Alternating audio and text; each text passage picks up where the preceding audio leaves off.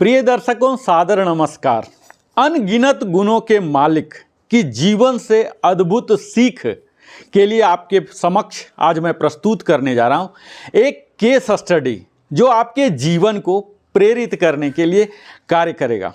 तो आज के जो वो महान ऋषि हैं, विद्वान हैं, दार्शनिक हैं, विचारक हैं, चिंतक हैं, प्रभु भक्त हैं, राष्ट्र भक्त हैं, गौ भक्त हैं, गुरु भक्त हैं, वेदोद्धारक हैं, दलितोद्धारक हैं, नारी उद्धारक हैं, क्रांतिकारियों के मार्गदर्शक हैं, राष्ट्र नीति के संस्थापक हैं, आर्य समाज के प्रणेता वो कोई और नहीं बल्कि महर्षि दयानंद सरस्वती हैं, जिनका जन्म 12 जनवरी 1824 को हुआ था।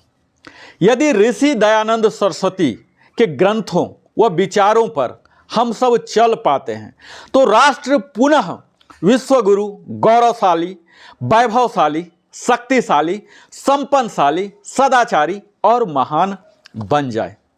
इनकी केस स्टडी से हम क्या क्या सीख सकते हैं, इससे संबंधित तमाम बातों को हम इस वीडियो में करने जा रहे हैं। लेकिन उससे पहले मैं नरेंद्र कुमार, वेलनेस कंसल्टेंट, आप सबों से विनम्र निवेदन करता हूं, आप इस चैनल लिविंग हैप्पीली को अवश्य सब्सक्राइब करें, लाइक करें, कमेंट करें, बेल आइकन पुश करें, ताकि आपके साथ साथ ही इस चैनल को भी ग्रो करने का अवसर मिले, ताकि यह चैनल पर और बड़ा टीम लग सके जो कि और बेहतर रिसर्च आपके लिए कर सके और बेहतर एडिटिंग कर सके और ज़्यादा लोगों तक पहुंचा सके। तो आज अब मैं बात करता हूं वो दयानंद कैसे थे, इसके बारे में जानिए। और किसी भी महापुरुष की जीवनी हम क्यों पढ़ते हैं?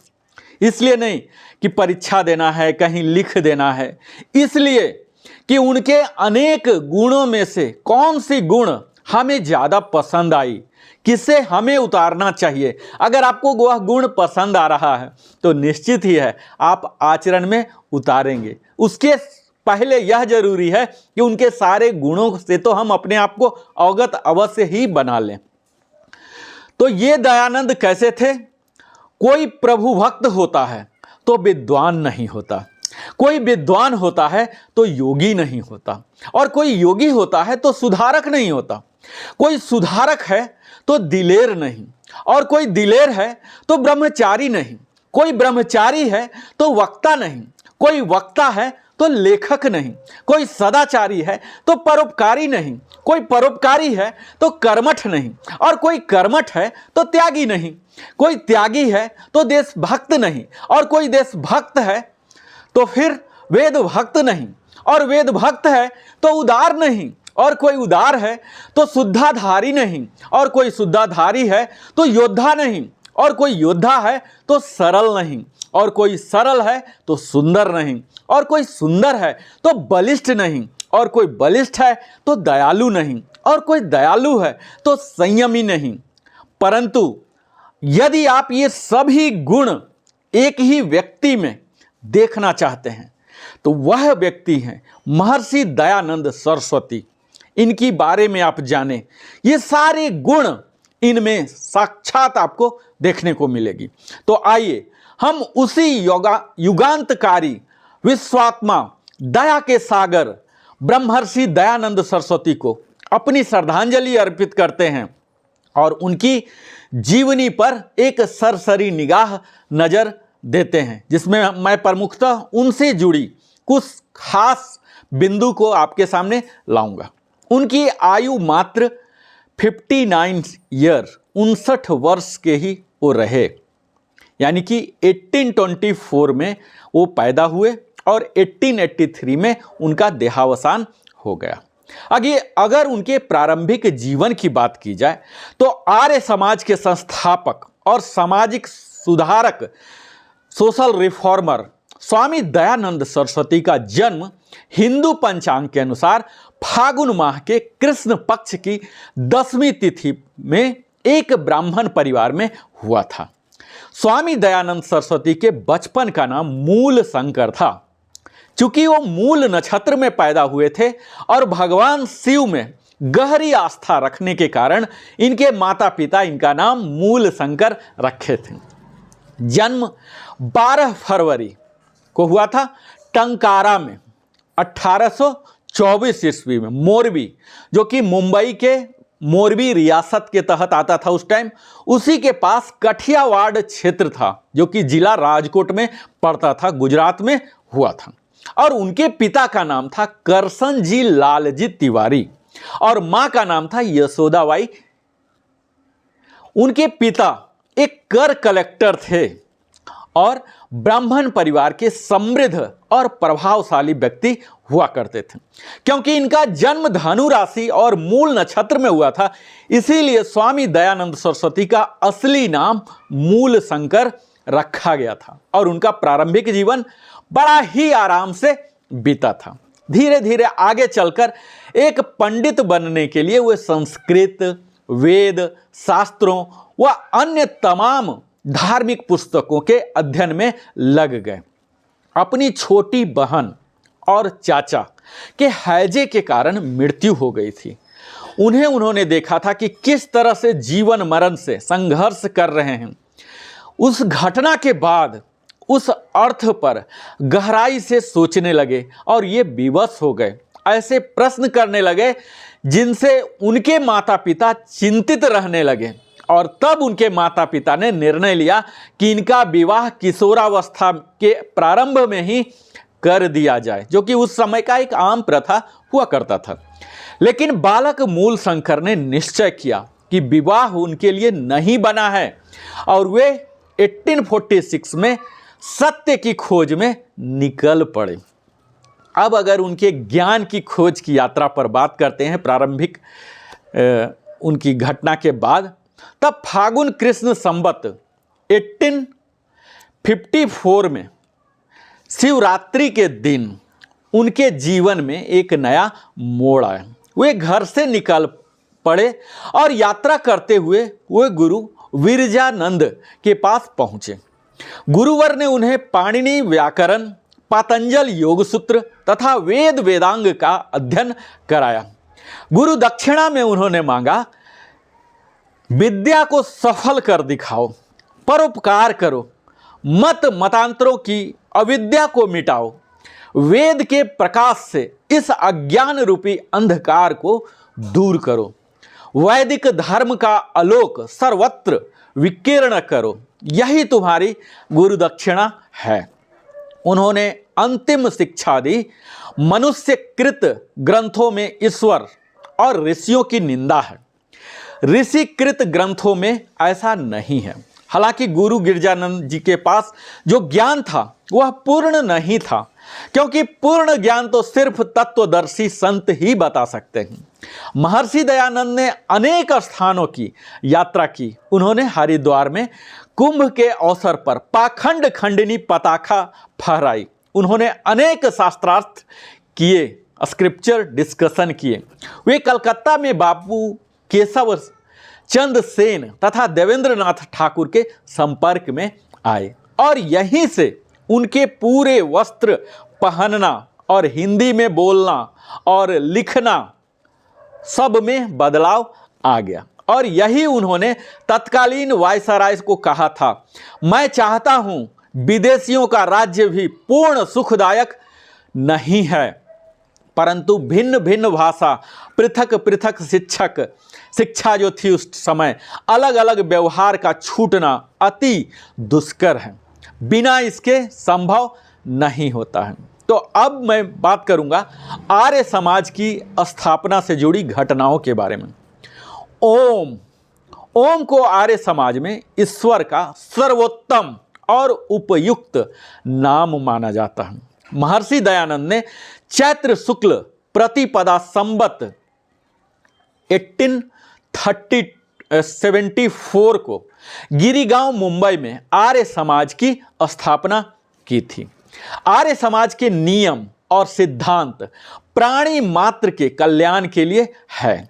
संसार का उपकार करना इस समाज का मुख्य उद्देश्य है, अर्थात शारीरिक, आत्मिक और सामाजिक उन्नति करना यही मुख्य लक्ष्य है।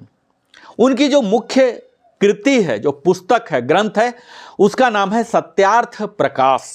सत्यार्थ प्रकाश में आर्य समाज का प्रमुख ग्रंथ, सेंट्रल स्क्रिप्चर, जैसे कि सनातन धर्म में हम वेद को मानते हैं, उपनिषद को मानते हैं, पुराण को, उप पुराण को मानते हैं, श्रीमद् भागवत गीता को मानते हैं, उसी तरह से आर्य समाज में सत्यार्थ प्रकाश को वही दर्जा मिला हुआ है जिसकी रचना स्वयं महर्षि दयानंद सरस्वती ने 1875 में हिंदी में की थी, और ग्रंथ की रचना का कार्य स्वामी जी ने उदयपुर में किया था।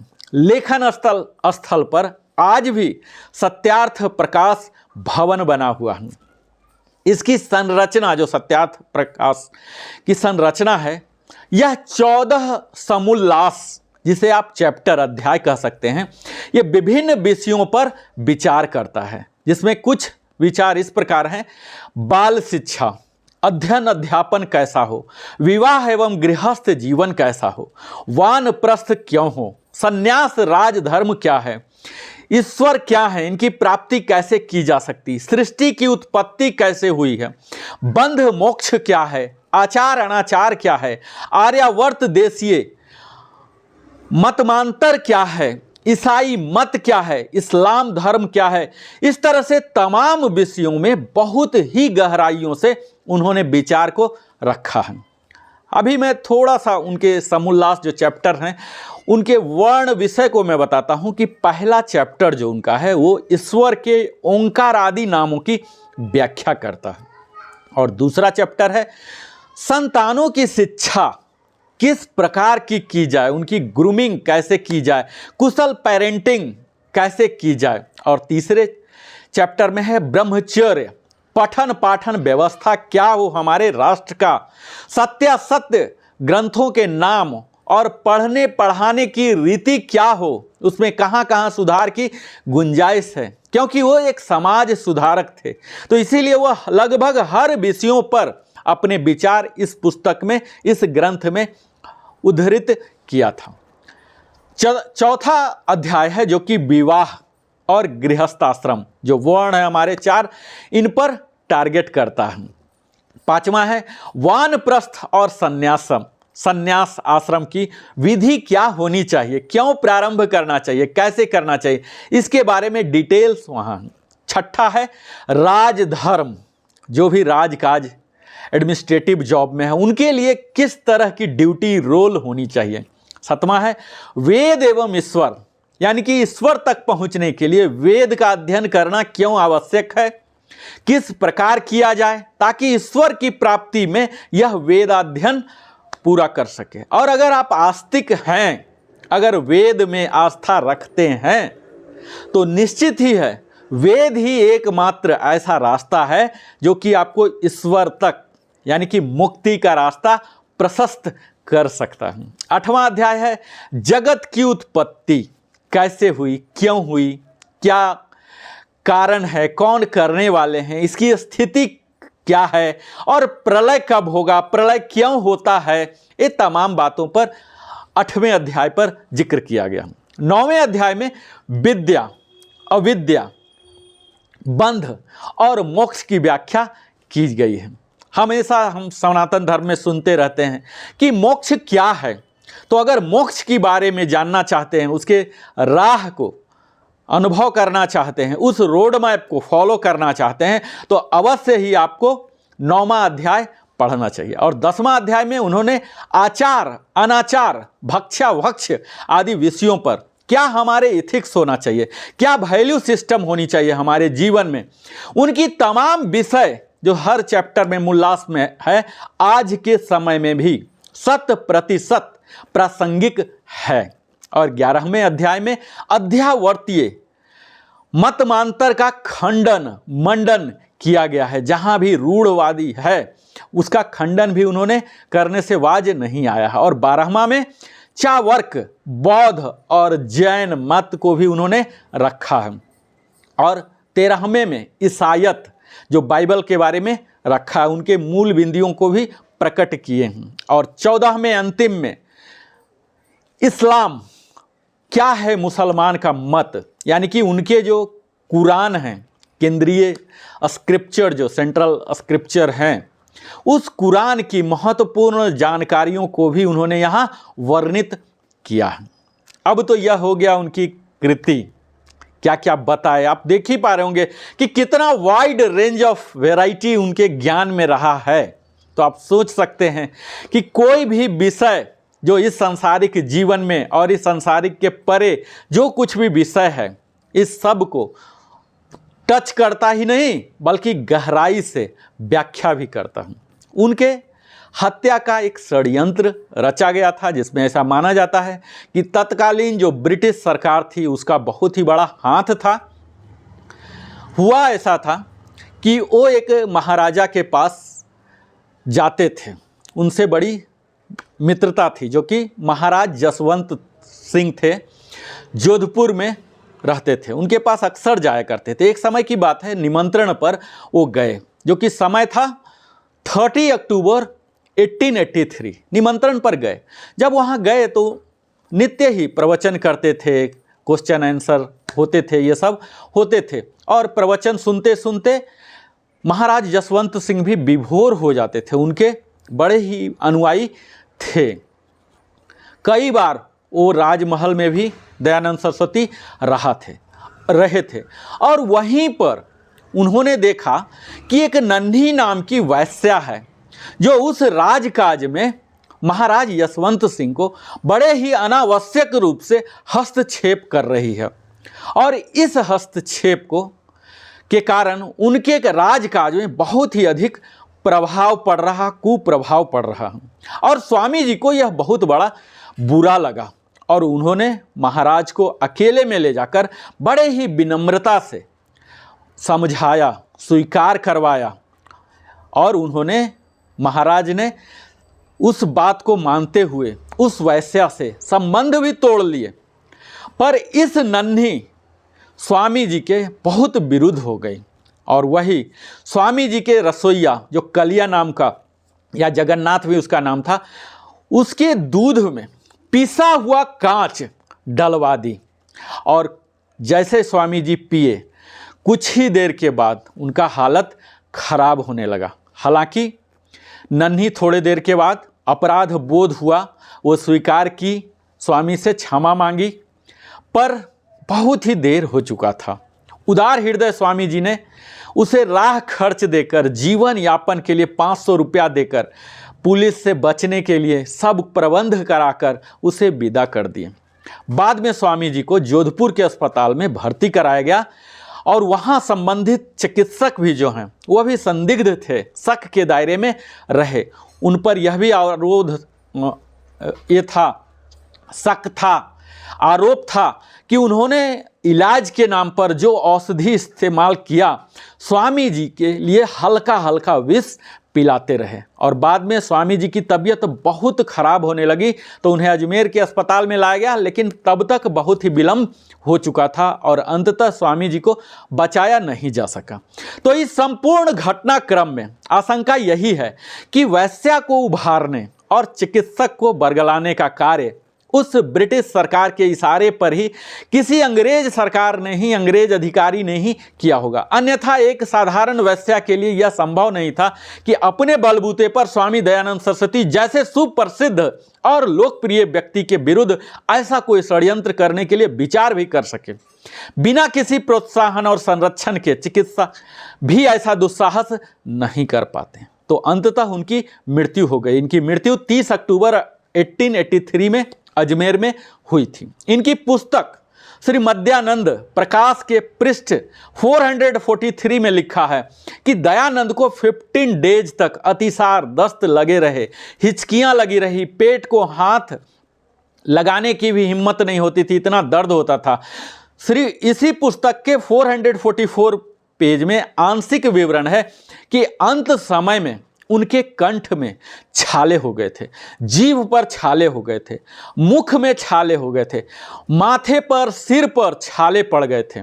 पानी की एक घूंट भी बड़ी कठिनाई से गले से नीचे उतरती थी। इस प्रकार महापीड़ा को भोग कर मृत्यु को प्राप्त हुए थे महर्षि दयानंद। तो यह तो है कि किसी भी महापुरुष का किस तरह से शुरुआत होता है और किस तरह से अंत होता है, पर इस भयानक अंत को भी हम याद कर रहे हैं। क्यों याद कर रहे हैं? क्योंकि उस अल्पायु में ही 59 ईयर्स में ही वह काम कर गए जो कई 100 ईयर्स के बाद भी नहीं कर पाते हैं।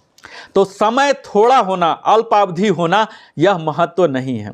उस अवधि को, उस एक एक क्षण को हम किस तरह से इस्तेमाल कर रहे हैं, महत्व इसका होता है। भले आज वह नहीं है, लेकिन उनके अनगिनत जो लर्निंग है ये हम सब के साथ हैं, और उनके कुछ लर्निंग को आपके समक्ष मैं प्रस्तुत करना चाहूँगा। उन्होंने हमें सिखाया स्वधर्म, स्वभाषा, स्वराष्ट्र, स्वसंस्कृति, स्वदेशोन्नति से अग्रदूत स्वामी दयानंद जी का शरीर सन 1883 में दीपावली के पवित्र दिन में पंच तत्व में ब्रह्मलीन हो गया था, और वे अपने पीछे छोड़ गए थे कई सिद्धांत, जिसमें से एक मुख्य सिद्धांत आपको बताऊं, कृण्वतो विश्वमार्यम, अर्थात सारे संसार को श्रेष्ठ मानव बनाओ। उनके अंतिम शब्द थे, प्रभु तूने अच्छा लीला की, आपकी इच्छा पूर्ण हो। तो यह था उनके लर्निंग। अब हम जानते हैं कि जीवन चरित्र का लेखन कैसा था। तो महर्षि पर अनेक व्यक्तियों ने जीवन चरित्र लिखा, जिनमें पंडित लेखराम, सत्यानंद आदि प्रमुख माने जाते हैं। इनके द्वारा संग्रहित सामग्री की सहायता से पंडित घासीराम ने इसे पूर्ण किया। यह महर्षि की अत्यंत प्रामाणिक जीवनी है। हालांकि उस समय यातायात की इतनी सुविधा नहीं थी। जो भी लेखक थे जो उनकी जीवनी पर काम कर रहे थे, एक सीमित क्षेत्र पर ही जाते थे। नॉर्थ में जाते थे, राजस्थान में जाते थे, जहाँ जहाँ उनकी यात्रा हुई थी स्वामी जी की, वहीं वहीं जाके इकट्ठा करते थे और करते थे। तो स्वामी दयानंद के बारे में जीवनी मैं क्यों बना रहा हूँ, क्यों उनकी केस स्टडी आज इतने साल के बाद भी ज़रूरत है, हमें क्या क्या सीखना है, तो उसके लिए हमें उनके योगदान के बारे में विचार करना पड़ेगा कि उन महापुरुष के, स्वामी दयानंद के क्या क्या विचार थे, और इनके विचार के बारे में बाकी विचारकों ने क्या कहा था। तो सबसे पहले अन्य विचारकों की ही विचार को सुन लीजिए। तो डॉक्टर भगवान दास ने कहा था कि स्वामी दयानंद हिंदू पुनर्जागरण के मुख्य निर्माता थे, और श्रीमती एनी बेसेंट का कहना था कि स्वामी दयानंद वो पहले व्यक्ति थे जिन्होंने आर्यावर्त भारत, आर्यावर्तियों के लिए, भारतीयों के लिए है, इसकी घोषणा की थी। और सरदार पटेल के अनुसार भारत की स्वतंत्रता की नींव वास्तव में स्वामी दयानंद ने ही डाली थी। पटाभी सीतारामैया का विचार था कि गांधी जी राष्ट्रपिता हैं, पर स्वामी दयानंद राष्ट्रपितामह हैं। फ्रेंच लेखक रेमा रोला ने उनके अनुसार स्वामी दयानंद राष्ट्रीय भावना और जन जागृति को क्रियात्मक रूप देने में प्रयत्नशील रहे थे। अन्य फ्रेंच लेखक रिचर्ड का कहना था कि ऋषि दयानंद का प्रादुर्भाव लोगों को कारागार से मुक्त कराने और जाति बंधन तोड़ने के लिए हुआ था। उनका आदर्श है आर्यावर्त, उठ जाग आगे बढ़, समय आ गया है नए युग में प्रवेश कर। नेताजी सुभाष चंद्र बोस ने कहा था, आधुनिक भारत का आद्य निर्माता मानते हैं दयानंद सरस्वती को।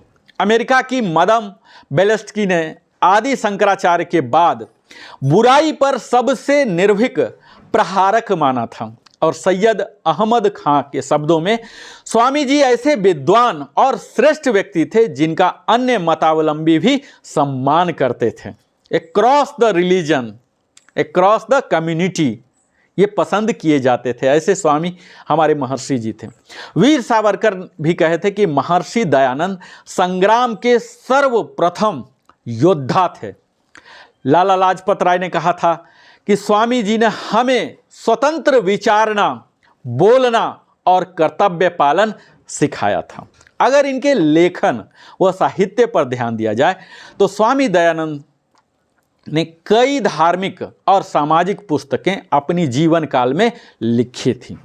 प्रारंभिक पुस्तकें संस्कृत में हुआ करती थी, किंतु समय के साथ उन्होंने कई पुस्तकों को आर्य भाषा, जो कि हिंदी में भी लिखा, क्योंकि आर्य भाषा की पहुंच संस्कृत से अधिक थी और हिंदी में उन्होंने आर्य भाषा का नाम दिया था। उत्तम लेखन के लिए आर्य भाषा का प्रयोग करने वाले स्वामी जी अग्रणी एवं प्रारंभिक व्यक्ति थे। स्वामी दयानंद सरस्वती की कुछ मुख्य कृतियां आपको मैं बताऊंगा। सत्यार्थ प्रकाश है, जो कि आर्य समाज का सेंट्रल स्क्रिप्चर माना जाता है। अगला है ऋग्वेदा दिव्यास भूमिका, ऋग्वेद भाष्य, यजुर्वेद भाष्य, चतुर्वेद विषय सूची, संस्कार विधि, पंच महावग यज्ञ विधि, आर्यभिनव, गो करुणानिधि, आयुर्देश्य रत्नमाला, भ्रांति निवारण, अष्टाध्यायी भाष्य, वेदांग प्रकाश, संस्कृत वाक्य प्रबोध, व्यवहार भानी आदि तमाम पुस्तकों का उन्होंने लेखन किया था। अब इस वीडियो के अंत में हम आपको वह क्रक्स सारांश के रूप में सिर्फ 20 बॉटम लाइन इस केस स्टडी का बताता हूं, जो कि उनकी संपूर्ण जीवनी से क्या हम सीख सकते हैं, क्या अपने जीवन में उतार सकते हैं, यानी कि आपके लिए टेक अवे क्या है। अगर आपने अभी तक चैनल को सब्सक्राइब नहीं किया तो इस 20 बॉटम लाइन से पहले हमारा विनम्र निवेदन है आप इस चैनल को अवश्य ही सब्सक्राइब कर लें। जैसा कि हमने बताया कि हिंदू पंचांग के अनुसार फागुन महीने की कृष्ण पक्ष की 10वीं तिथि पर आर्य समाज के संस्थापक और आधुनिक भारत के महान चिंतक और समाज सुधारक महर्षि स्वामी दयानंद सरस्वती की जयंती बड़े ही धूमधाम से पूरे भारत ही नहीं पूरे विश्व में जहाँ भी सनातन धर्म के मानने वाले हैं, उनमें आस्था रखने वाले हैं, हिंदू संस्कृति में विश्वास रखने वाले सब लोग बड़े ही धूमधाम से हर्षोल्लास के साथ मनाते हैं उनकी जयंती, जो कि अक्सर 12 फरवरी के आसपास आता है। महर्षि के साहित्य के साथ साथ उनका जीवन चरित्र भी अत्यंत प्रेरणादायक है, यानी कि हमारे लिए बहुत कुछ सीखने को है उनके जीवनी से। इन्होंने बाल विवाह, जो उस समय परंपरा में रही थी, सती प्रथा, जहाँ की पत्नियों को भी जलना पड़ता था, अपने आप को आहुति करना पड़ता था, इस तरह की तमाम कुरीतियों को दूर करने में अपना एक बहुत बड़ा योगदान दिया था। उन्होंने वेदों को सर्वोच्च माना और वेदों का प्रमाण देते हुए हिंदू समाज में फैली कई कुरीतियों का विरोध किए। कई ऐसे पंडित थे, कई ऐसे लोग थे जो कि कर्मकांडों के अनुसार कर्मकांडों की देते हुए कई रूढ़िवादी फैला रहे थे, जो कि वेद में कहीं भी वर्णित नहीं है। इस तरह से उन्होंने कई कुरीतियों को हटाया था। हिंदू, इस्लाम, ईसाई धर्म में फैली कई तरह की बुराइयां थी, अंधविश्वास था, उस पर जोरदार खंडन किए, उसके पाखंड को हटाने का प्रयास किए। वेदों का प्रचार प्रसार और उसकी महत्ता को लोगों तक पहुंचाने और समझाने के लिए देश भर में भ्रमण किया कि वेद पढ़ो, उपनिषद पढ़ो, पुराण पढ़ो, उपपुराण पढ़ो, तभी हमारी मुक्ति हो सकती है और इसी कारण से हमें मानव शरीर मिला है। इसके अलावा इनका मत था कि कश्मीर से लेकर कन्याकुमारी तक संपूर्ण देश में एक ही भाषा, हिंदी भाषा बोली जाए। उन्होंने 1875 में मुंबई में आर्य समाज की स्थापना की थी और इसकी स्थापना का मुख्य उद्देश्य क्या था? हमारे लिए शारीरिक, आत्मिक और सामाजिक उन्नति को सुनिश्चित कर सके। उनका एक प्रमुख कथन था, वेदों की ओर लौटो, यह उनका प्रमुख नारा था। स्वामी दयानंद ने वेदों का भाष्य अनुवाद किया था, इसीलिए उन्हें ऋषि कहा जाता था। ऋषि नहीं, महाऋषि, महर्षि कहा जाता था। उन्होंने कर्म सिद्धांत, पुनर्जन्म और संन्यास को अपने दर्शन के स्तंभ माना था और देश की आज़ादी दिलाने में महत्वपूर्ण भूमिका निभाई थी। उन्होंने 1876 में स्वराज का नारा दिया था, जिसे बाद में लोकमान्य तिलक ने आगे बढ़ाया। देश में फैली तमाम तरह की कुरीतियों के खिलाफ अपनी आवाज़ को उन्होंने बुलंद किया था। इसके अलावा उन्होंने दलित उद्धार और स्त्रियों की शिक्षा के लिए, वुमेन एम्पावरमेंट के लिए भी उन्होंने उनको शिक्षित करने के लिए, समान अधिकार देने के लिए कई आंदोलन किए थे। ईश्वर, धर्म, कर्म आदि को परिभाषित करने की व्याख्या भी किए। इसके साथ ही गाय की रक्षा के लिए गोरक्षा आंदोलन को भी स्थापित करने में उन्होंने प्रमुख भूमिका निभाया। इसका भी श्रेय उनको जाता है। एक पुस्तक भी है। आधुनिक पर्यावरणवादियों के समान विचार वो रखते थे, यानी कि तार्किक और साइंटिफिक विचार भी वो रखते थे। प्रमुखतः पशुओं को न मारकर उनका पालन करने में होने वाले लाभ लोगों तक पहुंचाते थे और धर्मोक्त और उचित व्यवहार के बारे में जन जागरण पैदा किए थे, जागृति, सजगता पैदा किए थे। इसीलिए सभी ने उनकी अधिकतम बातों को आज भी प्रासंगिक हम मानते हैं और यह कहते हैं कि अभी भी यदि ऋषि दयानंद सरस्वती के ग्रंथों और विचारों पर चला जाए तो हमारा राष्ट्र भारतवर्ष विश्व गुरु पुनः स्थापित कर सकता अपने आप को। हम गौरवशाली हो सकते हैं, वैभवशाली हो सकते हैं, शक्तिशाली हो सकते हैं, संपन्नशाली हो सकते हैं, सदाचारी हो सकते हैं और स्वयं को महान बनाते हुए पूरे राष्ट्र को महान बना सकते हैं। आप हमारे साथ निरंतर बने रहते हैं, अपने जीवन का बहुमूल्य समय हमारे साथ साझा करते हैं, जिसके लिए नरेंद्र कुमार वेलनेस कंसल्टेंट की ओर से हृदय की गहराइयों से बहुत बहुत धन्यवाद। अगर आप हमारे चैनल में पहली बार आए हैं और चैनल सब्सक्राइब नहीं किया तो विनम्र निवेदन है, अवश्य ही सब्सक्राइब करें, लाइक करें और अपने दोस्तों के साथ, संबंधियों के साथ भी इसे साझा करें ताकि वो भी इस केस स्टडी से, इतने महान ऋषि से, दयानंद सरस्वती से काफ़ी कुछ अपने लिए सीख सकें, जो कुछ भी संभव हो। बहुत बहुत धन्यवाद। फिर मिलता हूँ।